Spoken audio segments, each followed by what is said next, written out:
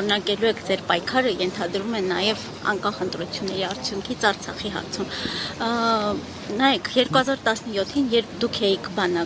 Հայաստանի նախագահը, Լևոն Տեր-Պետրոսյանը հարցազրույց տվեց եւ այդտեղ ասեց տղա եք, պահեք Արցախը։ Ինչ եք կարծում, դա ում էր ուղղված։ 17 շատ ավելի վաղ էր եւ մենք տղա էինք, պահեցինք։ Մենք տղա էինք ու պահեցինք։ Դա ձեզ էր ուղղված Լևոն Տեր-Պետրոսյանի խոսքը, թե չէ, ձեր ընկալում։ Ես կարծում եմ իշխանություններն էր ուղղված։ Դուք այդ ժամանակ Այդ երևի նախընտրական փուլ էր, կամ էլ կապ չունի, եթե նախընտրական ինչ կապ ունի այստեղ։ Դու ասում եք ձեզ ա ուղղված, ես այդ ձեր հարցն եմ ուզում պարզաբանել, էլի։ Եթե դրանից առաջ է ասել, ես չեմ հիշում երբ ասել, ես գիտեմ, որ այդպիսի հայտարարություն եղել է։ Մեկ է ես բոլոր ժամանակներում եղել եմ իշխանության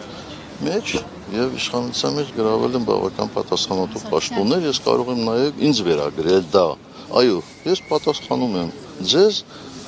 որ այո տղա էինք ու պահեցինք։